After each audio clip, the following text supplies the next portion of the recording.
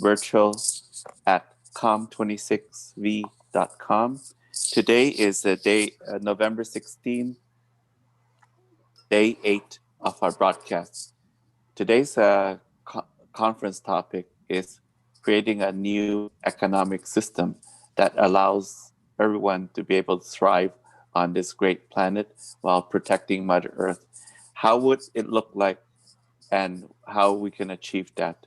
So today we have Robert Schramm from the World Summit, who has been thinking and planning and engineering the new economic systems. And he is here. We're very happy and honored to have him here today. We'll talk about different subjects, including basic income, the gift economy, open access economy, the living economy, and whatever topics that come up that will go into that blueprint. So this process to create a blueprint will take 1 year. So this is just, we're planting the seeds to be able to do that. Robert, would you like to introduce yourself? Thanks, David. Happy to be here. Like you just shared, I am working for several transition platforms like World Summit, Hack Humanity, and Mother Ark. And the last 5 years of my active career, I've been studying alternative social, economical, and self-governance models. And this because it's pretty clear by now that the current models we have are unsustainable. And I think it's important that we explore, like we are doing at this conference, what the alternatives are. And that's why it's great to be present here. Robert, would you like to talk about a little bit about what we had talked about the 3 pillars first a little bit, then we can go, because although we have designing a model, we do need to make that transition. And would you like to talk a little bit about it? Then we can go into the new economic system itself. Yeah, for sure. Well, the thing is, there are so many conferences and meetings, and there are millions of people online having meetings, really talking about the solutions that we are looking for. And I think it's helpful, we think it's helpful to make things visible and to have helpful tools for that.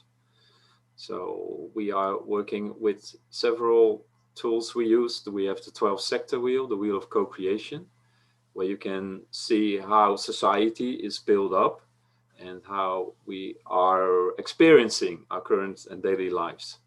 And we can see what the connections are. And we use the 3 pillars of activism, like you just mentioned. And the 3 pillars are from Joanna Macy. She's a thought leader, an activist. And she came up with a great model that we use a lot. Normally I use some pictures to explain it, but I can do it just by words. Basically, it's taking a look at society and activism through the lens of 3 separate pillars, but the pillars are working with each other. So we have one pillar that's called holding actions. This is where all the protest groups are. The groups like Fridays for Future from Greta Thunberg, Extinction Rebellion, Black Lives Matter, and Occupy in the past. And those are very important activities that are going on. Protest groups, they sort of, they're holding the action. So they sort of are saying, hey, let's stop this. Whatever is wrong, it's not well, and it doesn't make any sense to continue with it. So let's protest against it. So that's the holding actions pillar. Then we have another pillar, which are the shifts in consciousness. And here is where all the great change makers and thought leaders and people who give TEDx talks and people who have done research for years on problems and solutions. And here is where they share those new ideas. And so we can have a better understanding about the positive side effects of a solution. So this is the pillar where we raise the consciousness on a global level.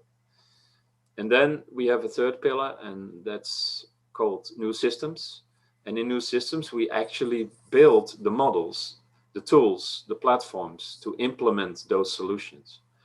So just to summarize it, only protesting in the holding actions pillar is not enough. It's important, but not enough. Only raising consciousness is not enough. And only building new models is not enough. These three pillars, they have to work in symbiosis with each other. And this is where we talked about a few days ago about critical mass, how to create it. There are actually 500,000 active groups, organizations, platforms, you name it, and they're all working towards the same goal, all in their own unique way, specific projects, and with their unique gifts. Everybody is working hard on a new model that's better for us, but also for next generations, a sustainable or a regenerative model, so to speak. That's about what I can say about the three pillars, David. Thank you so much. So today, the new economy, creating a new economy that allows everybody to thrive, falls into new systems, because the way I see it personally is that we cannot create change on faulty foundations. If we build, like example, a house, if the foundation is cracked or faulty, and you build a house on top of it, it's going to collapse. So that's what's happening in the world, is that there are faulty systems, institutional systems, like an economic system that was built in the 1700s during the Industrial Revolution, where people had limited access to knowledge and understanding of nature, understanding of relationship with each other. And the job of during the Industrial Revolution was to herd the unwashed masses into factories to produce consumer goods. And that model is still with us. And presently, that model is no work. It doesn't work for 99% of the people. Works for only 1% of the people. And would you like to talk about why it's faulty, Robert? Yeah, I think the capitalism or the market, the model that we have now, it sort of served its purpose. So I'm not saying that everything that we've done so far on an economic level and other levels is totally bad, right? I think it served its purpose, and the last 40, 50 years, we have gained a lot of prosperity.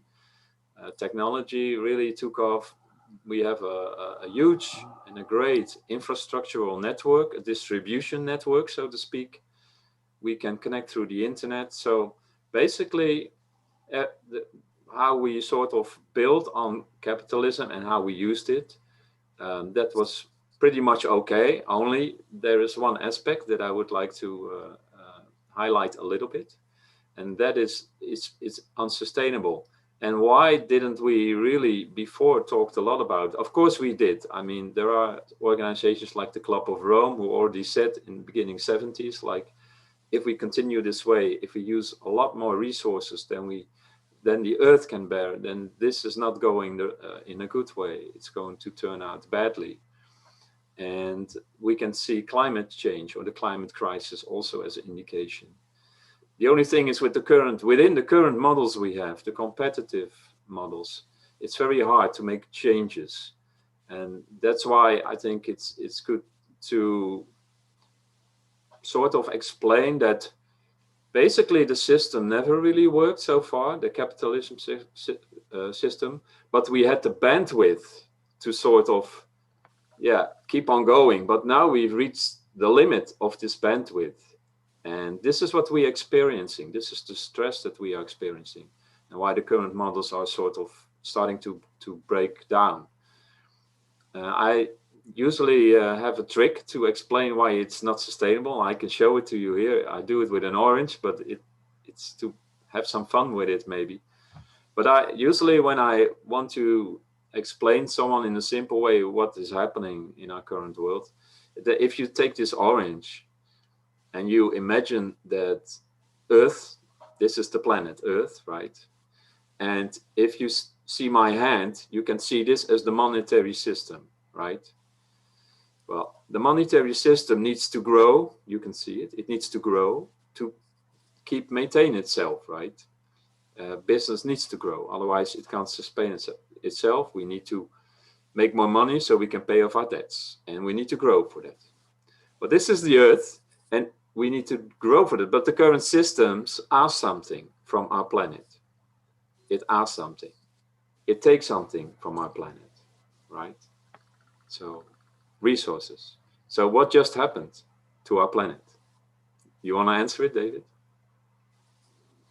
There's something missing there.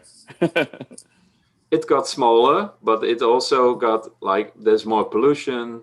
There's more claims on resources. So you can see that the money system, the monetary system, needs to grow, and the Earth, the bearer, is getting smaller in a way. So these two systems are simply breaking away from each other. That's inevitable. There's no other way around it. So that's what I like to show with a simple trick, the orange trick, that it's unsustainable. And I think we also have a moral obligation, not only for ourselves, but for Mother Nature and for all next 7 generations, to take care of the planet and of ourselves. And I think that's why it's important to think about alternatives and hence basic income at some point. I think it's also the explanation you gave was very good. Going along basically the planet has limited resources, like limited number of fish, limited number of trees right now in the forest, and everything else. But when you actually extract, right now we live in what we call extractive economy. You have to extract something to create value. So our current accounting system is called the General Accepted Accounting Principle. And it would say that a living tree has no value, zero value, until you can chop it down to create a product from it. Also, the lake or rivers have no value until you can bottle it, put in a bottle, and then that's where it generates its value. So that's why a lake has no value. So you can dump a bunch of toxins into it as it is, because natural lake has no value. Well, if you actually take the water and try to bottle it, it creates the value. So the living tree has no value, zero, actually. That's kind of like the strange part about this, like our existing accounting system. So all the animals in the forest have no value. The bees have zero value. So what it's saying is not saying it has it's priceless. It's not, that's what it's meaning. It has zero value. It has no value to humanity. So they can go in. So what we have seen happening in the example, the Anishinaabe territory we were in, the forestry company paid $1 to the Quebec government, and they can cut unlimited number of trees, how much they cut, because a tree has no value. But once it gets cut down, it becomes what they call logs. That is where it creates a value. So the logging companies got it basically. They got it for free, all the trees, because in our counting system has no value. So that's the crazy part about it. So this is actually a system is partially destroying our planet. The second thing I believe that's destroying our planet is our economic model called GDP. That means that every year we have to make more money than the next year. So it's an exponentially growth, we should call. It's like a hockey stick.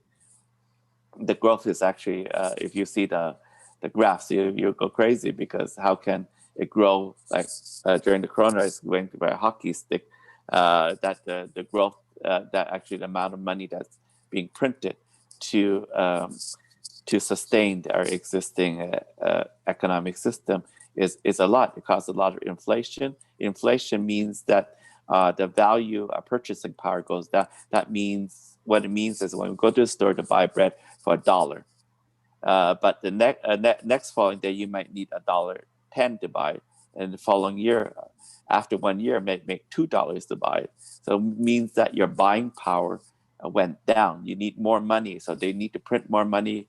You have to work harder. We have to grow the economy. So it's an endless cycle. And what's happening is that it creates a situation where basically the corporations extract resources from it. That means that they're extracting resources from the earth, like minerals, fish, animals, everything from the earth, to generate these money to pay private bankers. But the second thing that it extracts, people are not aware of, and it extracts our time, creativity, human energy, and everything. The reason why we cannot have more time with our family is that we're in what we call a shit job, like what they call, excuse my language, in this broadcast, but these jobs that are totally pointless, going from point A to point B, and you get some money, and that's not even enough money to support yourself, and you need a second of these shit jobs to be able to do that. And we're spinning this hamster wheel, right, Robert? What do you think? You thanks, Dave, for sharing that. You mentioned two things that we can elaborate a little bit on. So I think the current paradigm shift, or the transition as we are experiencing it basically is a conversation or a reflection. What are our true values? And the true values sort of relate to the fact, do we choose, because it all comes down to what we choose, right, together. And do we choose, or do we prefer to uphold a system, an outdated system like the economy we have now, with all the negative side effects because it's a degenerative system? Or do we choose for our health and for the health of the planet? So it's basically, for me, it's really talking about and finding out together what are our true values. And then, it's pretty obvious, of course, for a lot of people, but a lot of people are indeed not conscious of the fact that and that's the second part that we can talk about a little bit, that a lot of people have to deal with bullshit jobs. That's what the official term for it is. It doesn't mean that what people are doing for their work is bullshit, but it means we're talking about non-essential jobs, right? You have essential jobs, and we found out with COVID-19, with this crisis, that we only need 30% of the essential workers to keep the whole system going. And that is a proven fact. This whole pandemic is a study case that we can eliminate 17%, basically, very roughly spoken, of the bullshit jobs we have. We just invented them because companies want to make money, right? And so do we really need all kinds of insurances? Do we really need a lot of banks? Do we really need these systems to survive and to thrive together? I don't think so. We did up till now, but now I think we're all getting ready. Humanity is getting ready for a phase shift. That makes sense, and that is sustainable and regenerative for everybody. So that's about my reflection on what you shared. Thank you so much. So we can actually get into more, because we're creating a blueprint for the future of humanity and how a new economic system would look like that supports it. What we're also just want to be aware from the viewers, just to be clarified, my position is that I'm not a socialist. I'm not a capitalist. I do not want to be labeled like that. Often they say, your broadcast, you're supporting people, you must be a socialist. No, I'm not a socialist, nor I'm a capitalist. But one thing I do believe in is humanity itself. I don't know what we would call that. I believe in the freedom to be able to I believe to support our freedom, that means freedom, true freedom, not fake freedom, to do whatever we want. Of course, we have to have the moral obligation to not harm people or our planet. But other than that, I believe in freedom. I believe that in happiness, that we all have the right to have a happy life. I believe that we all have the right not to be sustained, because as sustainable, that means that we keep the status quo. I believe that we can all have the right to thrive. Thriving means that we're happy, we're able to reach our full potential, and we can do what we love or we're passionate about. And so that's what I believe. How about you, Robert? Yeah, that's great. I can relate to that very much, David. And it's sort of it's also what is happening is that we are struggling with our attachments, right? We all have a certain understanding about things we learned from the past, and we got attached to them.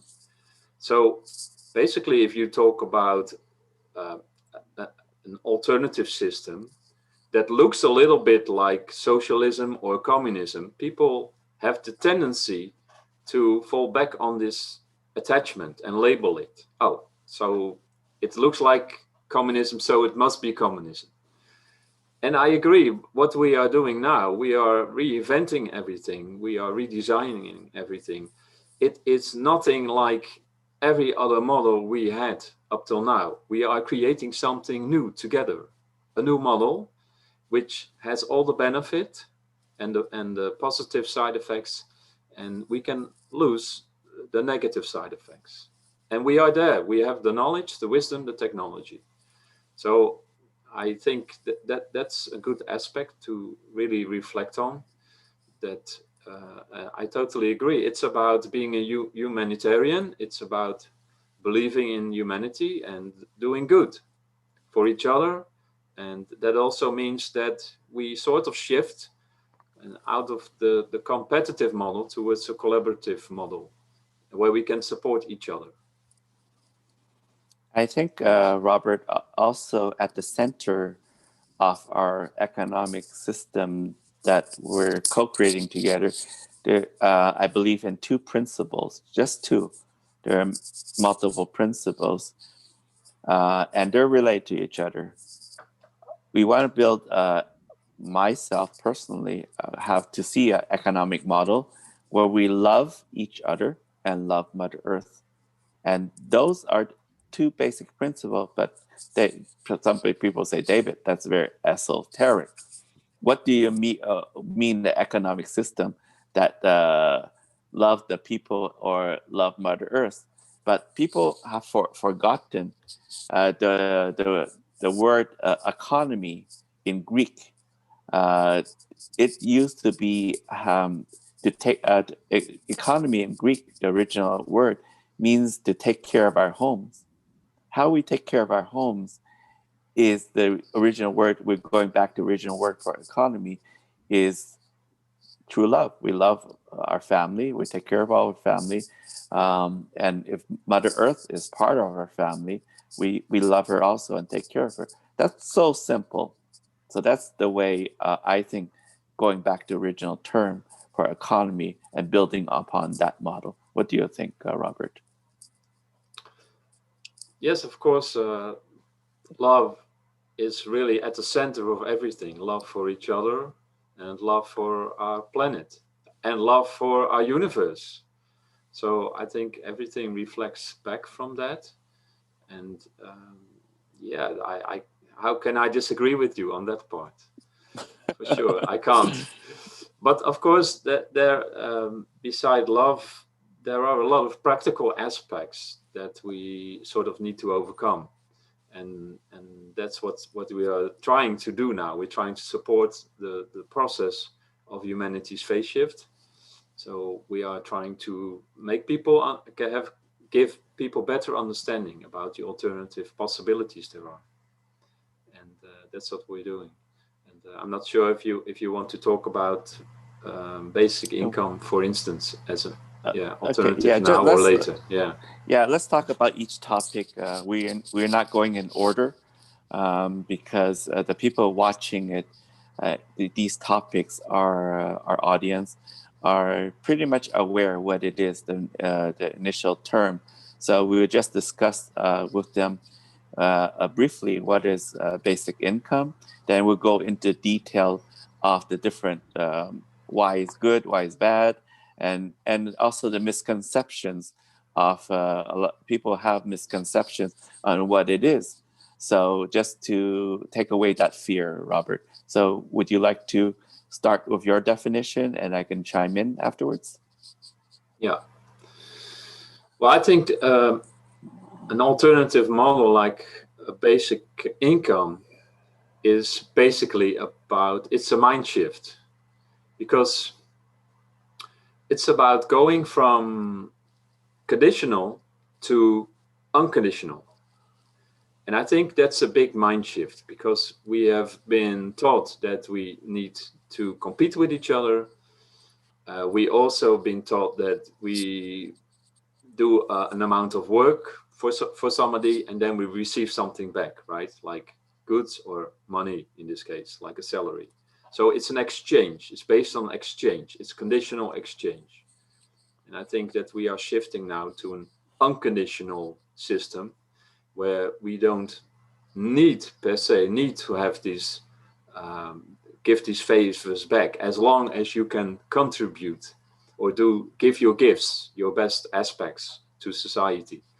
So I think that's important to sort of zoom into a little bit. It's not only about giving people money, basic income. Most people say, it's free money and it's easy.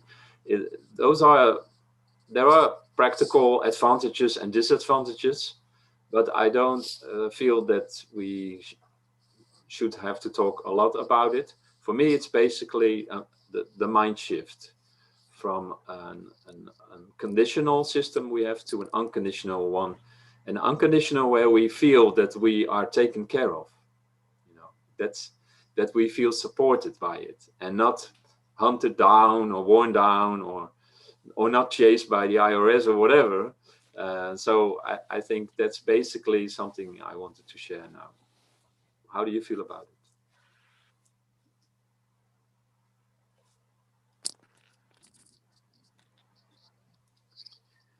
I was running out of battery. I had to get a charger. Okay. Yes, so let's go a little bit deeper in what is basic income, Robert, and the different models for basic income, because actually it's not one single model. So would you like to explain about it, what it is and how it would function, and then we could, from what you know, and then I can share what I know. Okay. Well, I'm not claiming to be an expert on universal basic income, David. I've met a lot of people talking about it because, we are working with transition platforms. So as a coordinator, I have an understanding what the basic principle is. But it basically means that we are giving every citizen on this planet a basic income. And that's unconditional. So that means you don't really have the obligation to work for it. Of course, you're free to do that. And instead of all the administrative systems we have now on a financial level, so all the taxes, all the welfare,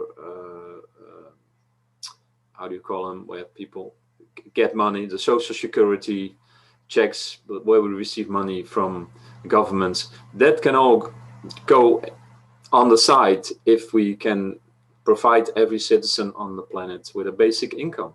And there are a lot of advantages that sort of give people more support, so they have more freedom also, so they can do more what they feel where their gifts are. They are less dependent on their current job that's non-essential. So I think basic income is really a great stepping stone, a transition stone towards a new model where we base a lot of things on sharing. And that's one of the alternative models is an open access economy where we share our resources. So we don't fight over it because there are only so few of it, but we really share the resources and we make them accessible for a lot of people. I think that's very important to be able to share like basic needs also with other people. People who don't have water, people who don't have the means to go to the toilet properly or to cook a decent meal. And I think for me, that's one of the aspects that I really think are important about basic income, a universal basic income that has no real obligations or commitments that you have to make towards it. Of course, the questions and the negatives aspects on it could be that it's hard to fund it or how we're going to fund it. But I think we can talk a bit about that more later on, if you want. You know, my understanding for basic income right now, a lot of countries are sending checks during the coronavirus lockdown. Yeah. A lot of countries are sending monthly checks to the citizens to be able to, so they could, you know, not starve to death. You know, and also not only not starve to death, but to maintain people's well-being, and also to keep the government going. Because if you start, the money is people have no jobs, and it's going to have social unrest. And I think that's one of the major drivers that right now around the world, a lot of countries are having basic income to everyone. Like in the United States, it is what when you're saying Trump is sending $2,500 to every single family member. That is what we call basic income, actually. So so in the U.S. They were always able to send out implement basic income, but they felt that there was no need to do that because they wanted people working in, let's say, bullshit jobs, like like we say, right? But they are able to do that. They were actually able to do that even on a monthly basis, every single month, to send 2,500 to each family. They have not done that because they want people going back to their jobs. You know, that's a fear. They said if we give them the people the money, which they have the power to do, people won't want to work. But then after we have to, like you said, Robert, redefining the value of in society of jobs. You know, itself. Let's say a person who's standing on the street with a sign, is telling them to go to the store to buy ammo, you know, or to buy like things they're getting paid. Is that really a necessary job, you know, for that? So there are jobs that are unnecessary, and governments around the world are already providing basic income during the lockdown. So do we? The question is, do we continue that or we just stop it? Yeah. Well, we have been talking, David, about COVID-19. Of course, this is a profound reflection point, right, in humanity. And I think that's,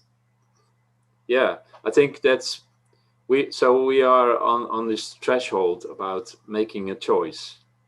And you mentioned the true values. So I think I have to get back to your question if you want to repeat it again, because I lost track a bit. It happens. Yeah, my question about the governments are already providing a basic income, many countries already. Yeah. So it is not a dream that or esoteric or something. They're already doing that. It's under different names. What do you think about that, Robert? Yeah. Yeah, exactly. It's happening already, and it's under different names. Of course, it's challenging for the current system to do this because it's not supposed to happen, right? Give people free money, or, but I do see, because and I'm back on track again. What I was starting to talk about right now, we have COVID, but we have already automation.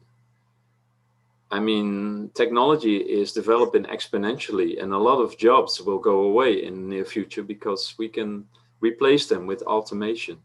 So, is that terrible? Well, not really. You can use technology very well to organize things more efficiently. So, you and I and other people have more time, free time, to do the stuff that we really feel is important, whether it's on a personal level or on a societal level. I think we are social beings and we all want to contribute to a better model, and we all want to help each other.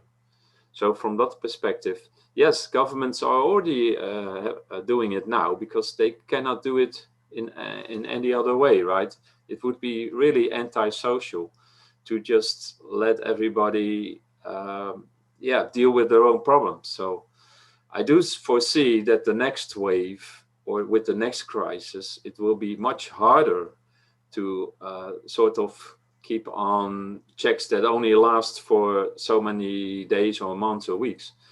And you have to pay it back in some occasions. Companies have to pay it back. And I don't think that's a feasible strategy. I think having a basic income really provides people with a more balanced life also. And I would connect it to some other great ideas. I would couple it to a 21-hour working week, especially when we know jobs are going away already, the non-essential jobs and by automation.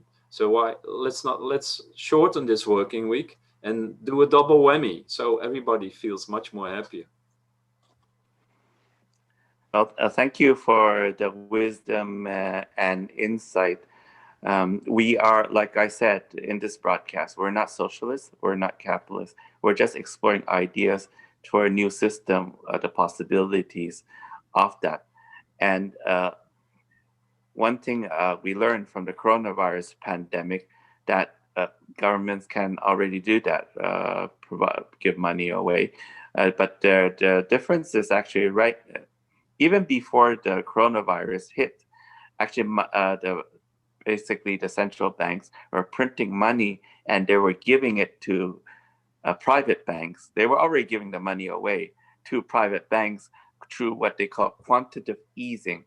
Quantitative easing, that means they print a bunch of money, give it to the banks, and then hopefully the banks will loan the money back to small businesses and then create jobs. The situation about the quantitative easing situation is that the money is printed, given to the banks then go to the stock market and gamble it. Actually it doesn't go to the person. That means that they're taking the money, free basic banks get free money, and they go to and buy and sell stocks. You know, they buy more bonds, they buy more stocks, and that's supposed to uplift the economy and what they call create economic growth. That's what they're trying to do to maintain the system. And just a little bit of that money is being diverted to people right now during coronavirus for what we basic income. Basically, get a little check there, but still, most of the money is still going to the banks. So when you're saying that, where's the money going to come from for the free money? The government's already giving free money to the banks. You're just not seeing it, you know.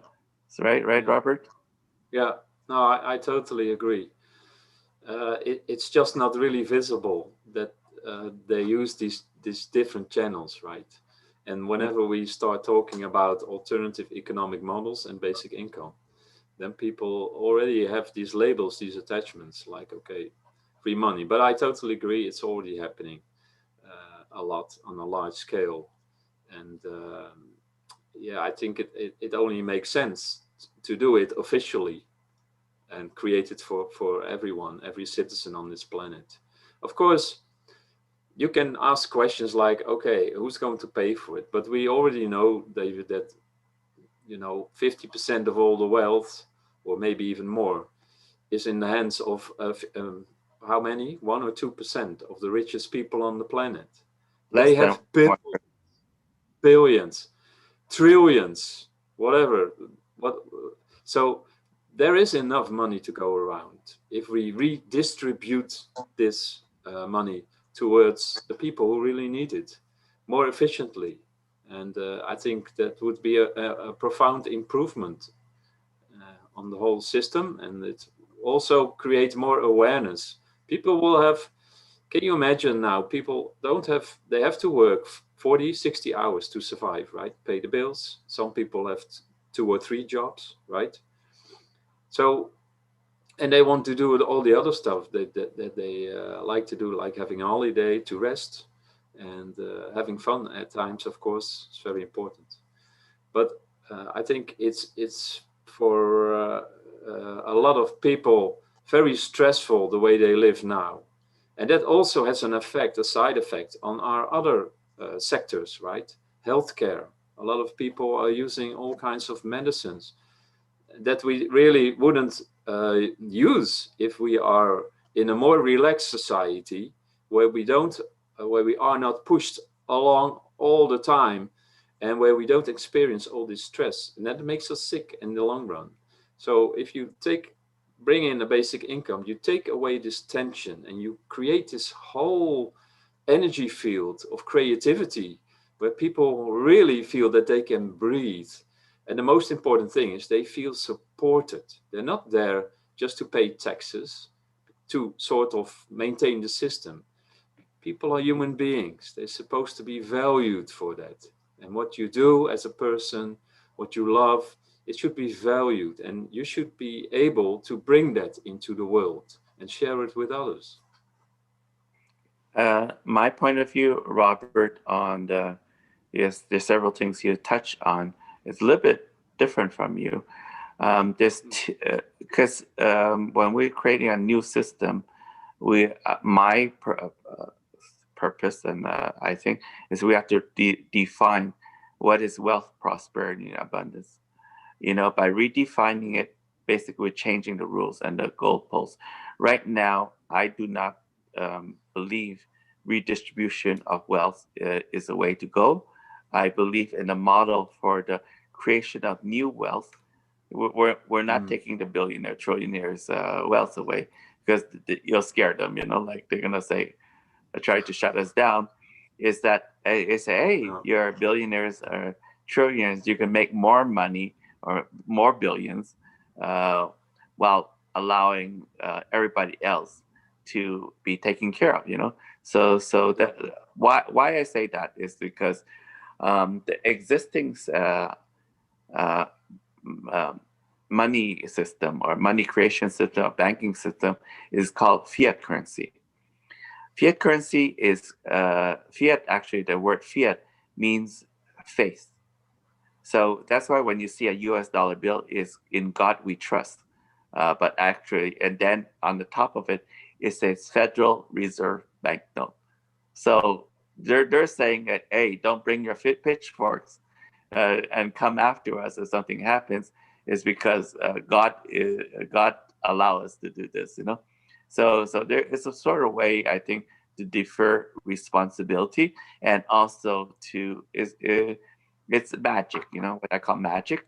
It's a magic trick to trick people into thinking, because the Federal Reserve is a private banking institution where the shareholders of the world's largest banks are shareholders in the Federal Reserve itself. So that private bank is printing money and loaning it back to the U.S. government with interest, and that interest is paid to the private bankers. This is a system that's set up. I'm not saying it's good or bad about the system. It's just that the system was set up before we become more conscious. Humanity was at a more conscious level. So that was the best they could have done at that point. But I believe that we don't need that type of system anymore. And also, just to be aware, the US dollar is not backed by gold. Believe it or not backed by gold. The gold standard was removed in the 1970s by Richard Nixon, the last, and there's no actually gold in Fort Knox anymore. So when people say U.S. dollar, well, what is the U.S. dollar backed by? It's not backed by gold. I said nothing. They said there has to be something. So the human mind cannot comprehend that they're printing money and giving it to you, and it's not backed by anything. It's basically what we call fiat, means a trust, based on the trust of the government. What happened? We see a hyperinflation in places like Vietnam or Venezuela because they no longer trust the government to be able to pay off the debt to the private banks, where it spirals into inflation. Maybe to buy a loaf of bread, you need $100,000 to buy a loaf. That's what it happens. So, what is your opinion on that, Robert? Yeah, I just want to emphasize, David, that alternative models, economic models like basic income, they are not a solution, a long-term solution, right? That I see it more personally. I see it as a stepping stone. Okay, we are in a situation now where we need to take care of each other. Things are happening. We have all kinds of crises going on, but I see it as an important stepping stone in the whole transition process. Okay, so basically, you can say we are flowing towards an open access economy or a sharing economy or a gift economy where we have access to the goods. So really, we take money out of the equation. We don't need it anymore. You know, it had this purpose, and I think so. As a stepping stone, I think it's fine because it will also sort of make us aware of the fact that the system is able to change and that we also can be supported.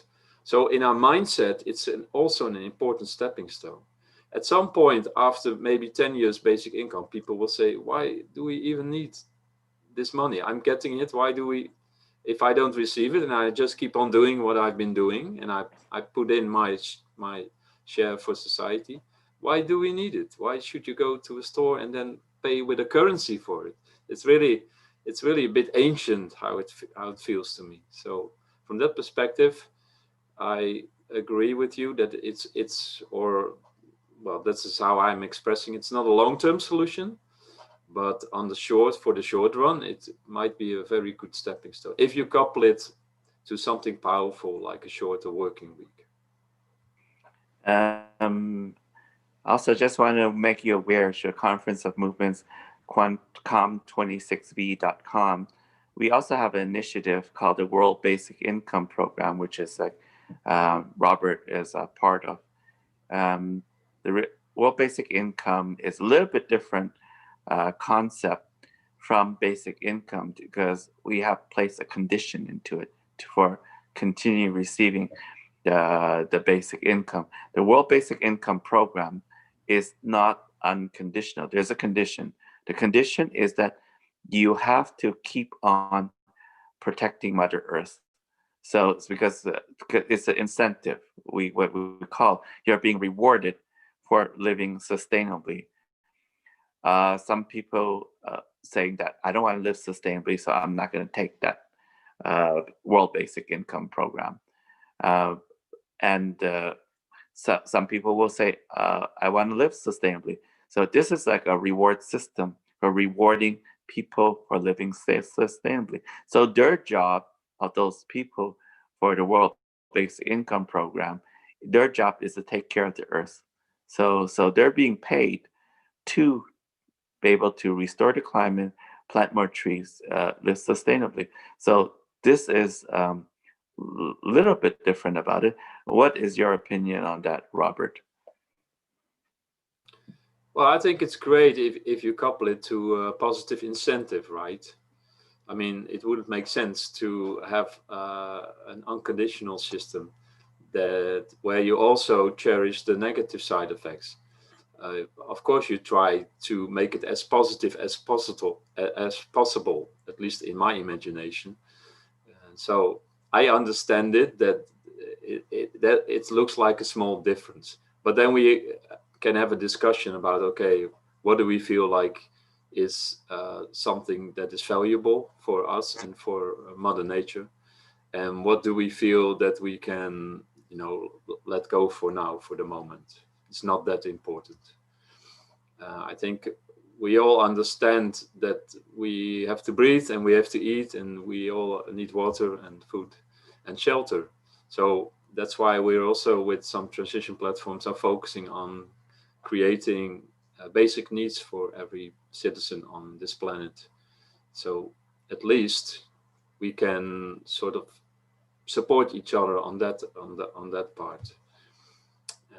So, but I get that you are saying that it's a little bit different in nuance, and that you expect a positive incentive to participate.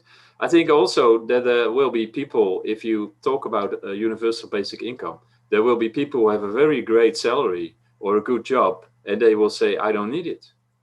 I earn like $4,000, $5,000, $6,000 a month. Why do I need this $500 or $1,000? And of course, in my mind, you can also say no to it. So there is more for somebody else who really needs it. So I don't think it should be obligated to accept it, but it's a free choice. Definitely, there's a free choice. If for us, the world basic income, they want to protect Mother Earth or not, they don't need to take it, but that's our condition. The reason why is that when you go, example, to borrow money from banks, they have a bunch of conditions and contracts, right? So we're setting our ground rules for how people receive the world basic income, and we'll talk about a little bit later about how the world basic income program is being funded, because a lot of people say how it's going to be funded. So many hundreds of millions of people, potentially billions of people receiving a monthly income, how it works. So we're going to go into that a little bit later, but we need to explore a lot more concepts that can get there, because or else people would not understand how it functions. So let's talk a little bit about going back to explain the different economic models like gift economy, open access economy, exactly what it is. Then we're going to explore what's natural capital accounting system, so people can understand what it is, because this is coming into play around the world that will change the general accepted accounting principles. So people have to be aware of it. People might say that, well, it's kind of, this talk is very technical, but if you want to understand how the world functions, this is the talk to talk about it. So Robert, would you like to talk about different types of economic models that other people are proposing or are starting? Yeah, for sure. I think in general, we can talk about it. There are speakers who are much more skilled to talk about, because they are the thought leaders and the initiators of these different models, right? Like a friend of mine, Colin Turner, he came up with the open access economy. But we are talking about a resource-based economy, so not a system that is based on fiat currency, but it's based on the distribution of resources. And in general, I can share that, and that's the same with the gift economy and the open access economy. You get access to resources you need. So that means if you work and you put in your thing for your job or society, then you sort of have the liberty, or you can get these resources, you have access to it.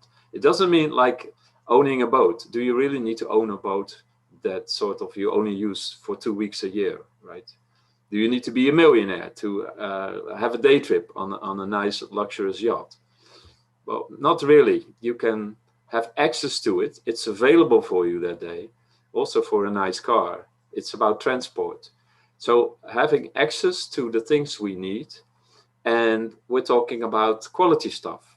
So we're not dealing with stuff that is really so low on quality because a lot of companies want to make money on it. No, we're not wasting resources. We're talking about very healthy quality productions that we use.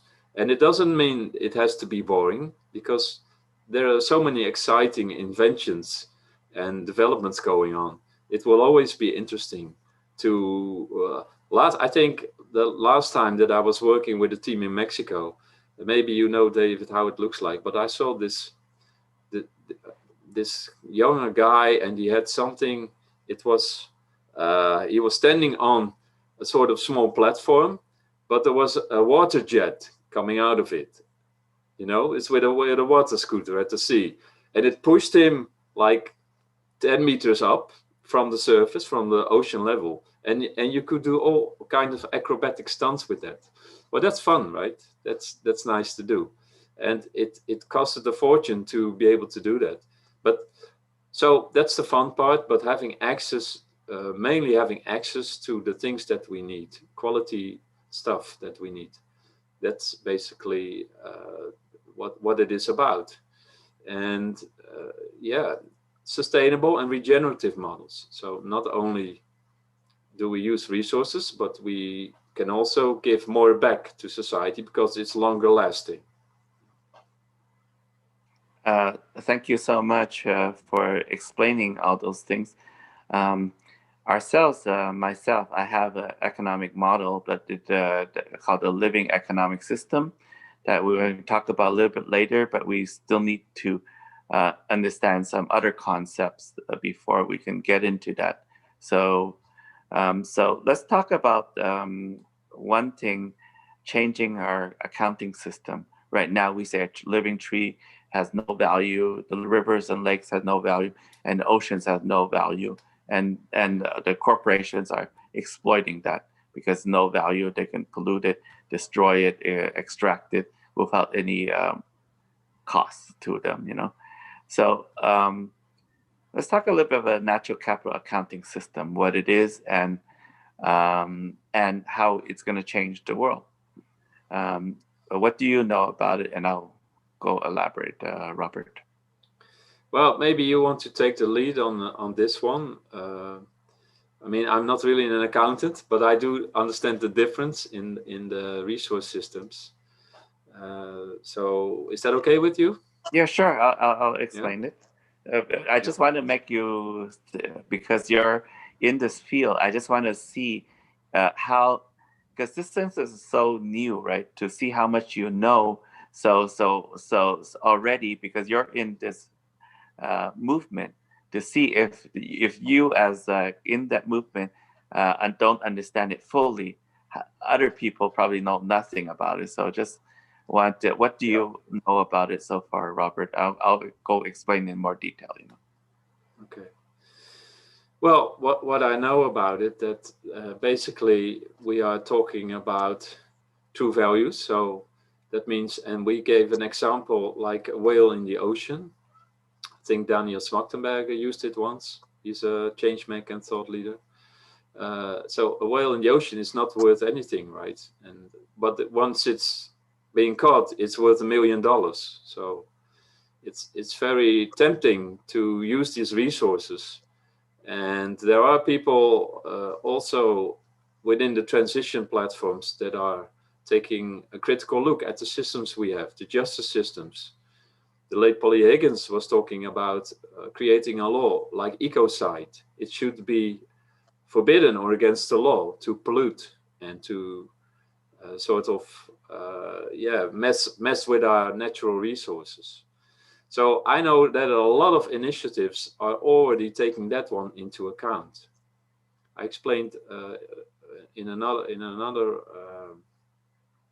speak that we had about the feedback loops that we now feel are missing in our current system. We have a pretty static system, social system, economical and political system, and we are looking for the feedback loops that sort of give us constant feedback, like, hey, what we are doing here on this part of the world is like how weather stations work. We are monitoring everything because we have the technology, and we can basically make visible and show this is on this part of the planet, it's not going well. We need to sort of correct it on another side of the planet, so we can find balance. So for me, it's sort of making visible and finding the balance, maintaining the balance in a healthy way.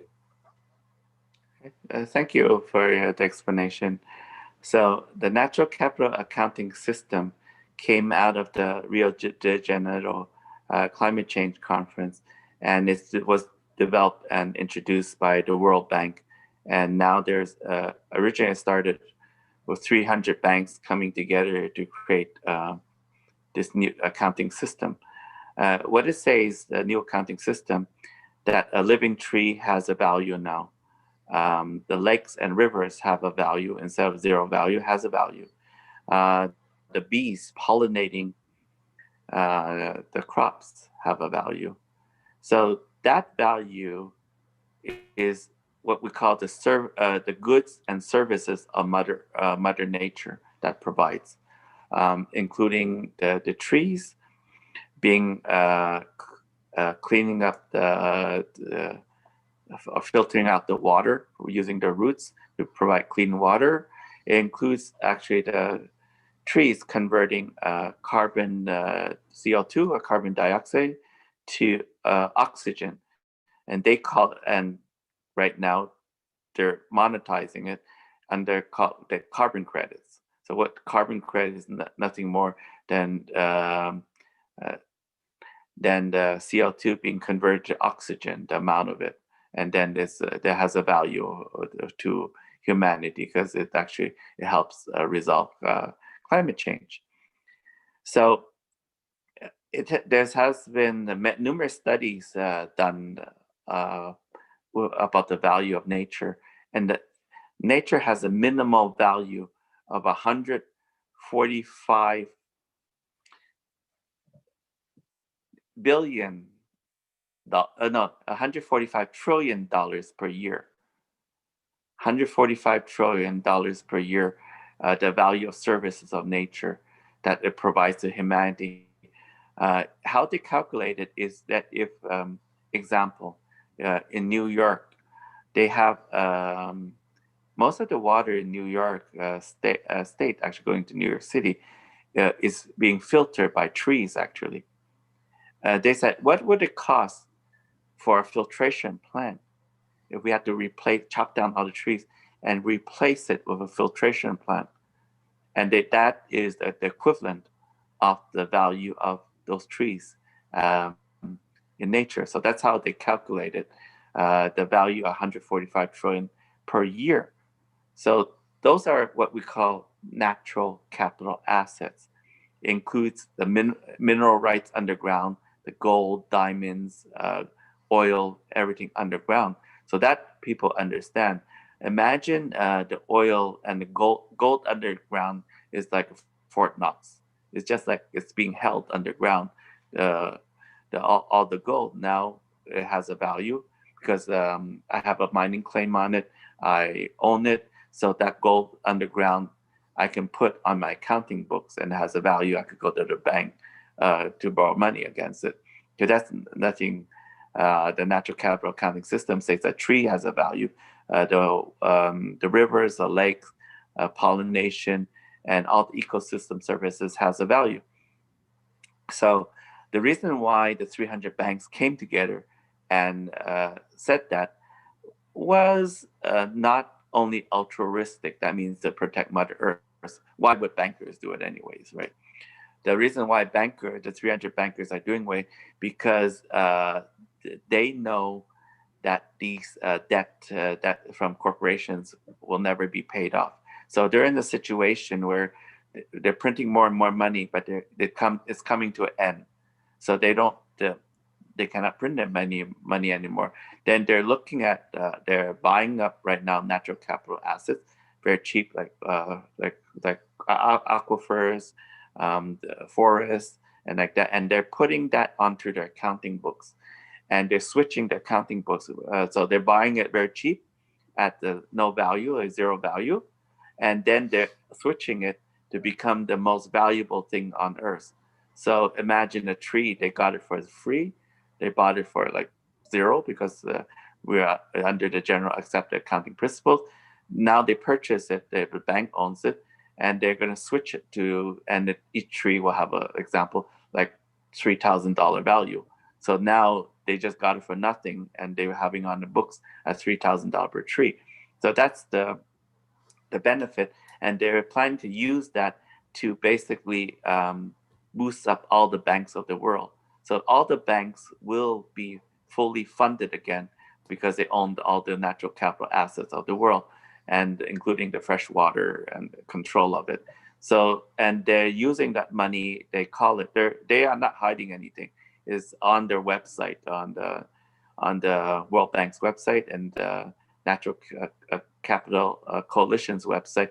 They it's to create equity, they call it, through these natural capital assets.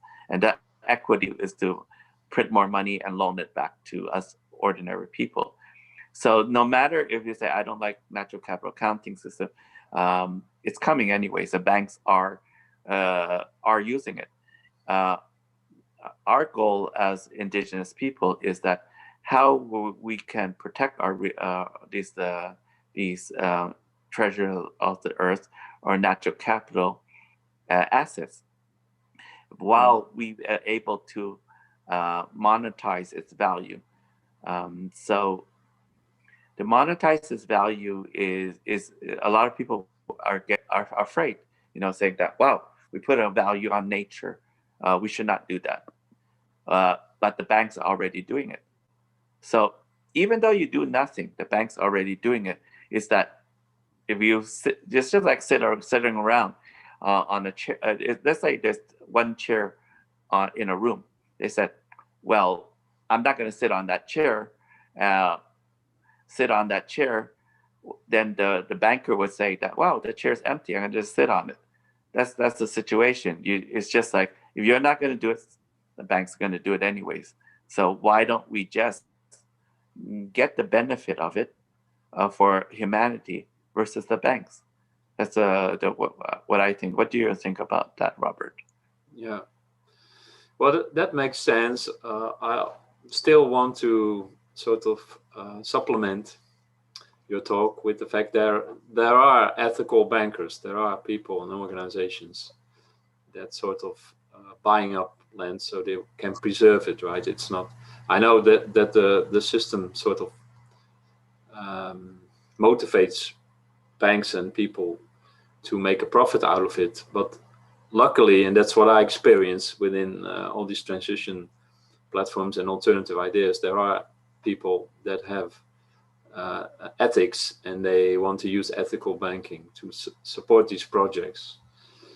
So, and I like some of these banks that you're talking about. So we're aware of them, because I'm not aware of them. Sorry about that, Robert. Well, maybe not by name, but if you Google ethical banking, you can find hundreds of organizations and even banks that are I'm now in the Netherlands, in Europe, and we have some green banks that are really focused on it. So they really, and that's what a few of the SDG goals also are related to. They're really taking a look at how things are invested. Are they ethical? So is the money not used to buy ammunition, or to fund some kind of war? And so they really want to see if the money is well spent and used in an ethical way that's regenerative for our planet. So I think that's important to mention. Yeah. So of course, wow. How long do you want to talk about it? There are so many aspects to it, but that's how I can feel I can contribute to this discussion.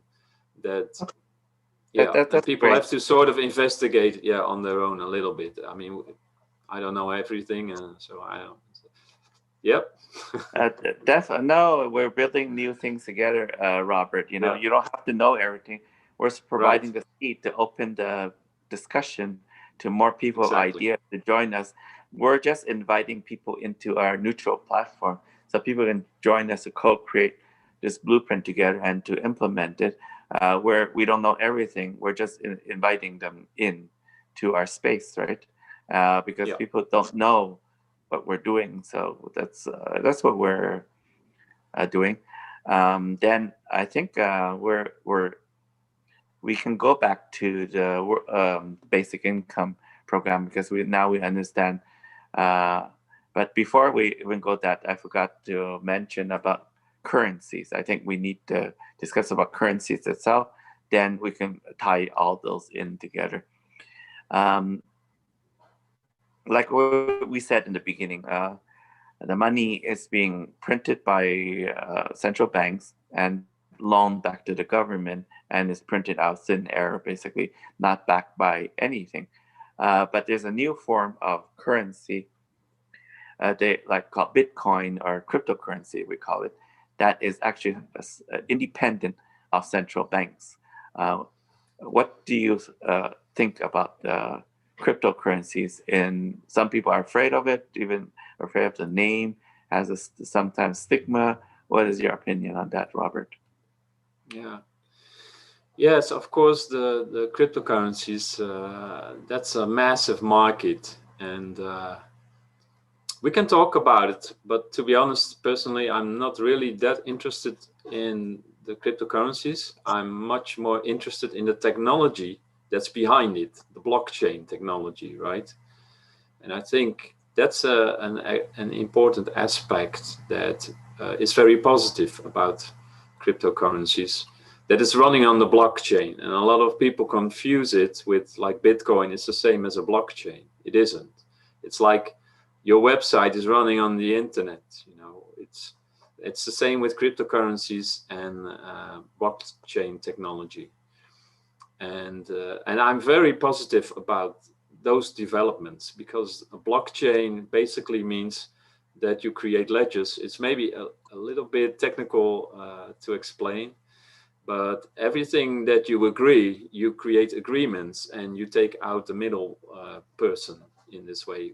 You create direct agreements, and you make a deal together, and it's stamped, it's marked, and it's transparent. Everybody can see how the agreement was made. If another person in the chain, the blockchain, wants to change it, then it needs to be agreed by the others. So everything is fully transparent, and there's consensus on how it's used. So I feel, again, particularly on cryptocurrencies, okay, there are questions and issues, but it's just a way of using currency, right? And that's just sort of evolving step into it. But the blockchain technology is really the game changer, and that has an effect. The technology sector will have a big effect. It already has, of course, but on other sectors where it will make our life much more easier. And of course, there are more things. There's artificial intelligence. There are several robotics. Of course, people will always be sort of a bit careful with new things, new stuff that we used to do, right? We used to do it like this, and now something new. I always think about, well, it's maybe a little bit faint to mention it, but can you imagine how people, when they were like 150 years ago, everybody was riding horses, and then this one car rode into town, right? How everybody was thinking, what is happening here? Well, that's the same with cryptocurrencies and blockchain technology. It's hard to understand that this will be so massive and will have so much impact on our society, but it has. So from that perspective, I embrace it.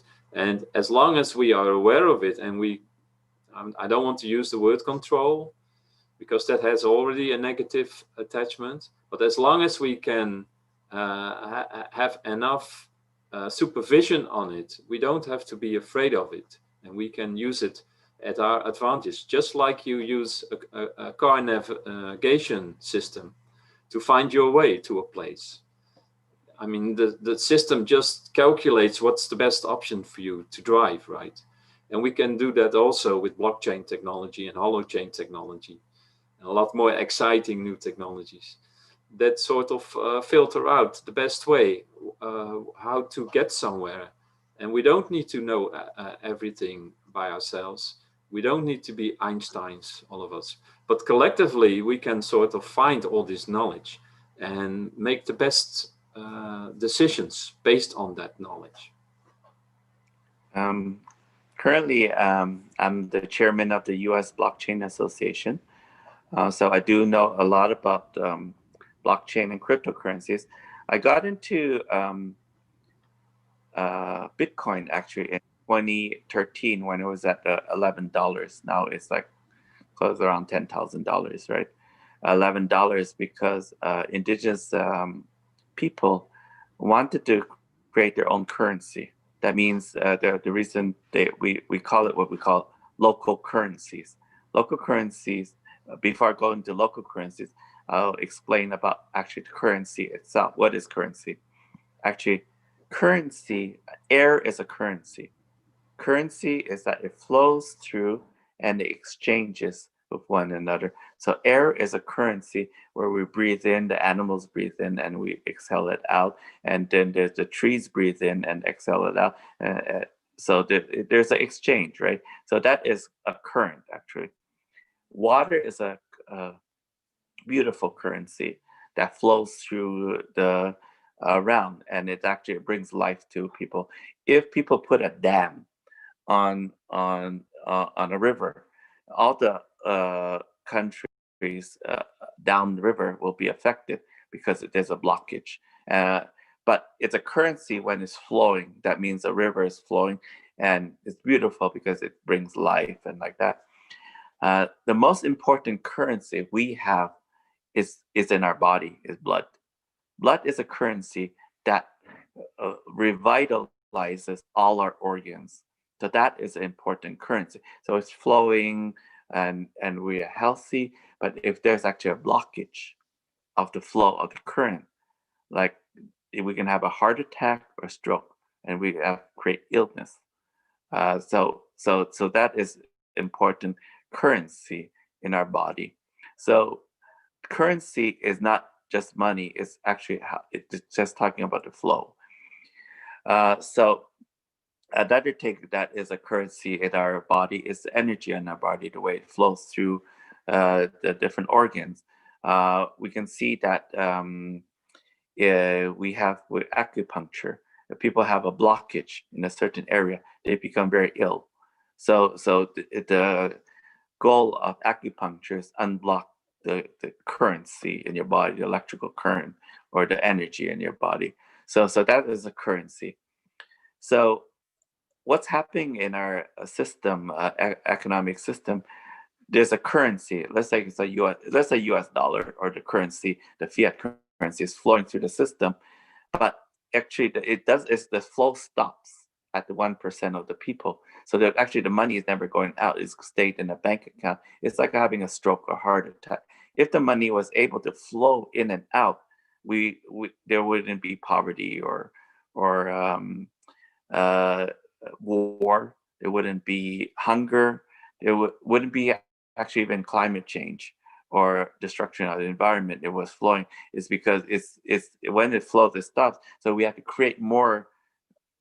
Basically, try to create more currency to feed that 1% to keep the flow going. So that's how I define currency. How the Bitcoin or cryptocurrency comes into play is that the fiat currency system, which is the traditional international US dollar, euro, and so on, is linked to a banking system. So it's flowing, the currency is created by banks and is flown through governments and individuals, but eventually goes back to 1% of the people who will accumulate it and own it, you know. The difference between cryptocurrencies, Bitcoin, Ethereum, is actually is a creation of new wealth. That means that this wealth never existed before. It's actually printing or generating its own money or own value, and that value did not exist before the fiat currency. So it's totally independent. So when we're saying generating new wealth, what does that mean? It means that somebody has agreed. There's money is an agreement between two parties that has value. There is Moralbert and I agree the US dollar has value. It has value, but some people say that has no value to me. That's just paper. Let's say you go to Amazon Tribe there, and you say, "Well, I have a US dollar to give to you." They said that's like paper. has no value to me. What I'm going to do with it? Because there's no agreement that has value. So a currency gains its value by agreement between parties, and the consensus between many people. Let's say in Venezuela, there's enough people saying has no value that it has no value, because the consensus, there's not enough consensus it has the value. So that's the same thing. That's why when you go to a money exchange, it's just a perception of what's the value on that day, on the traders, their minds, has a value or not. So I love cryptocurrency. The reason why I love it is because it has a value that never existed there. That's why it allows people to become wealthy. Like there's Bitcoin billionaires and Ethereum billionaires and so on, is because they didn't have to buy into a system to become a millionaire or a billionaire. Is because it is not taking from existing system. It actually is generated. It's a new system that is totally independent. So, what do you think about that, Robert? Yeah, thanks, David. Basically, what you're saying is the current monetary system we have now, it runs through major bank institutions. So that's centralized banking, right? It's a centralized money flow. And that also includes that there is a form of control and power there. And what you're describing with the cryptocurrencies is we're talking about decentralized system. It's much more open, and it belongs more to the people. It's more accessible for the people, and nobody really controls it or owns it, but it's really who wants to work with it, they can work with it and use it. So from that, and then the next step is from going from decentralized, it's distributed. So that means that you can make one-to-one transactions without something in between. For instance, we could have a phone call together without the use of a satellite to link us up, right? Or even a talk through Zoom or something. So that's the next step, the next phase that we will experience. I'm not sure how you feel about if that applies also now on cryptocurrencies. We can reflect on it. But distributed networks is sort of the where we are flowing towards now. And I for surely think cryptocurrencies have a very positive impact, and it's exciting. And a lot of people got very wealthy from it on a short notice. And a lot of cryptocurrencies, by the way, have very social, positive intentions. So you still need to be careful if you take a look at a white paper, how substantial a project really is, because they're all startups mainly. But I think there is a true value there to sort of be regenerative. So with one successful cryptocurrency project, you can sponsor, support, fund other regenerative projects. Yeah, that's tying it all together is that going back to the question is that we touch on the point of economic system, then we touch on the point of accounting systems, and we touch on the point of cryptocurrencies. The new economic model or touches on all three of them and probably a lot more. We're just talking about the basics in this talk. So it goes back to the question, because we said we're going to introduce a world basic income. How is that world basic income funded? It's actually that's the question. A lot of people are confused by that because they don't understand how the creation of money is. That the world basic income is funded through the creation of cryptocurrencies. The cryptocurrency that we're proposing is actually pegged to natural capital assets. Pegged is not, there's a difference between being pegged and backed by natural capital assets. Originally, when the US dollar, before Richard Nixon removed it from the gold standard, a lot of people mistaken the US dollar was pegged to the gold standard. It wasn't backed by the gold standard. You can just kind of walk into the Federal Reserve and get the gold bar, So it actually is a peg. So to the standard of gold, which is they call the gold standard. So what we're saying about natural capital that we're doing is that whether we pegged a currency to the natural capital, that means that the natural capital Earth, including the fresh water, the trees, the mineral rights, the carbon credit, and so on. What happens to that? So we have, Robert and I, a lot of people don't understand what we're doing. We have our own currency that we're working with called the Earth Dollar, which we're talking about. The Earth Dollar is a currency that's pegged to the natural capital of the Earth. So what does that mean, pegged? Let's say so pegged, that means that in a region, there's a lake that's backing the Earth Dollar. But if that lake is polluted, it has very low value because the water quality index is very low. But actually now people's value of wealth, prosperity, and abundance is linked to that polluted river. And some smart guy will come up and saying that if our value is linked to that polluted river, what if we actually cleaned it up and make it drinkable? Wouldn't we become more wealthy? So now let's collectively clean up that lake and become a tremendous value, because we're all become more wealthy because it's pegged to the Earth Dollar is pegged to the value of natural capital assets. Also, another example of Earth Dollar is pegged to multiple natural capital assets. So one of the natural capital assets is trees, but if in the forest, right? So what a tree has a certain value through natural capital accounting system is pegged to it. So if let's say those hypothetically those trees in that forest is worth $100 million, just example, that's pegged to it. But if some logging company comes out, I'm going to just clear cut this area and destroy the forest, they're destroying the wealth of area collectively, everybody in that region. But what if so that people would say, okay, let's not destroy that forest, is because that's our wealth, that it's pegged to. So now people want to protect the water, not only the rivers, the lakes, now they want to protect the forest because of the value. So what if there's some smart guy comes along and say, hey, we're pretty wealthy because we have all these trees that our currency is pegged to. What if we plant double the amount of trees there, because this area is clear cut? Let's plant enough trees to make it from 100 million value to 200 million value. So we basically doubled our wealth.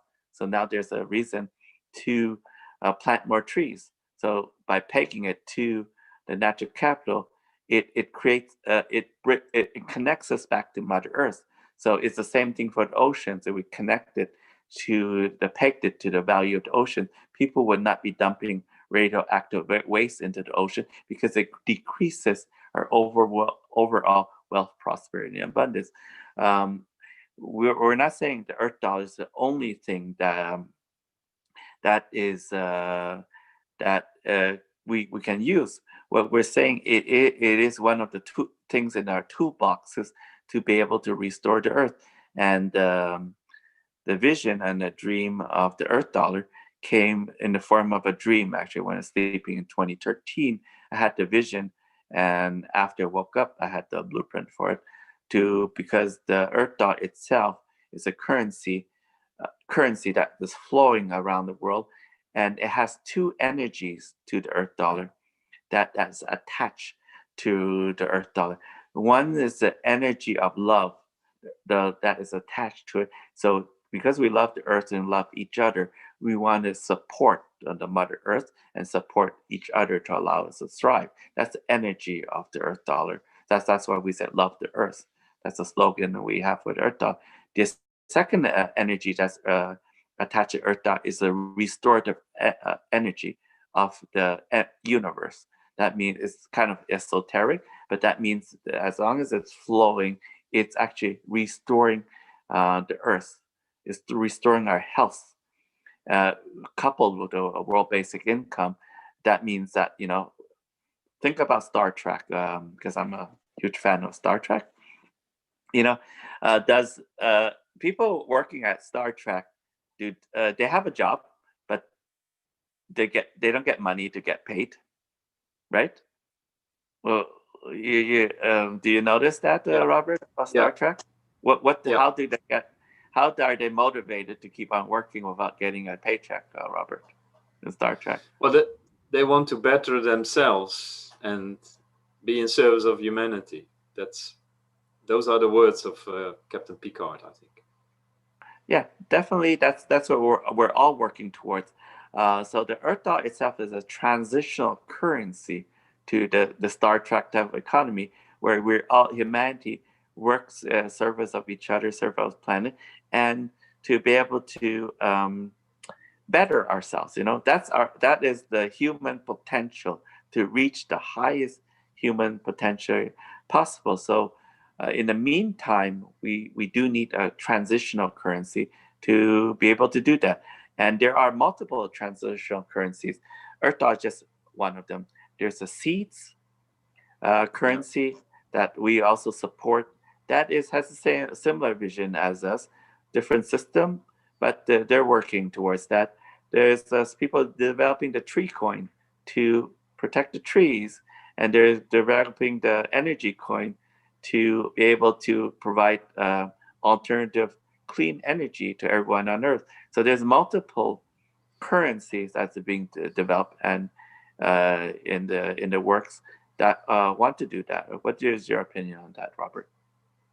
Yeah, I think I just earlier mentioned it, that there are several tokens and cryptocurrencies that have those incentive to be in service of humanity and to sponsor and invest in social projects. So, no, that's really great. I think there are, maybe David, how many cryptocurrencies are active right now worldwide?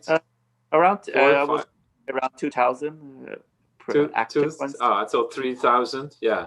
But if only 10% of them have these incentives, these regenerative incentives, that's amazing already. So investing in it or buying these tokens or cryptos, it means that you're basically crowdfunding or sponsoring a social, responsible, and ethical project. So yeah, that's what I can share with you about all these currencies. The Earth dollar is one of them, and seeds, and you just mentioned them. So, and there are a lot of more. If you want to have some more details about it, we can always sort of provide them to you if you want. We have another blockchain conference coming up on the 19th. We're going to explore the different ethical cryptocurrencies. So we'll discuss a little bit more about that in detail and feature them in our upcoming show. But I just also wanted to talk a little bit about it because I think you mentioned there. I forgot what it was. It'll come back to me, Robert. What was it? It's okay. I lost my train of thought. Thread. Yeah. It's okay. Now, so at the blockchain conference, we're going to have a talk also about cryptocurrencies. That's what you were saying? Yes, talking about the blockchain for humanity and cryptocurrency for humanity, the different project initiatives that are working towards the betterment of humanity. That's what we're talking about. Because as a Star Trek fan, we would like to have a type of Star Trek type of economy. Yeah. Right? Yeah. No, it's amazing what these guys came up with. I'm particularly a fan of the 1960s series with William Shatner, and later on it was an amazing series also in the 80s and 90s. But yeah, it really, I'm happy that you mentioned it, because it really contributed to being able to imagine different societies, right? And what I think it was Gene Roddenberry that sort of produced. Do you Yeah, Gene remember? Yeah, Roddenberry. He these was earlier. Yeah, the yeah, he was a creator and a producer for yeah. Star Trek series. Yeah, that's And Gene yeah, Roddenberry. he Yeah. was, yeah, an amazing visionary, and I enjoyed so much that they each time sort of landed on a different planet, and they all had Uh, different r- values. Yeah, right. Remember at that time, Robert, about the Star Trek. Also, the crew was multicultural. Remember at yeah, that time, yeah, all the other TV stations we only see like white Caucasian actors, mainly male, a little bit of female, a supporting role in the housekeeper or whatever. But we see a multicultural cast, right, on yeah, things, and that was yeah, kind of interesting also. And and now we have a multicultural society, and also the flip phone. Remember, the first cellular phone was modeled after the communicator, right? When they flip it, yes, the flip phone there. yeah, Remember yeah, that? yeah, yeah, yeah, And yeah. the I first cell remember phone that one. came out. Yeah. I think I built one myself, but a dummy, right? It looked like it, but yeah. No, it was fantastic, and they sort of, there are a lot of layers in these programs. They a multicultural cast, and I remembered that Captain Kirk, for the first time, he kissed Lieutenant Uhuru, and that was a big deal back then. You know, can you imagine, on television? But they really were advanced in showing these alternative ideas, and now what can I say? We're catching up on it, right? But if we sort of open up to this imagination, and that's what Gene Roddenberry and all these producers and actors did. If you open up to it, then really, the sky is the limit, or whatever cliche phrase you want to put on it. That's why I feel so optimistic about what's coming.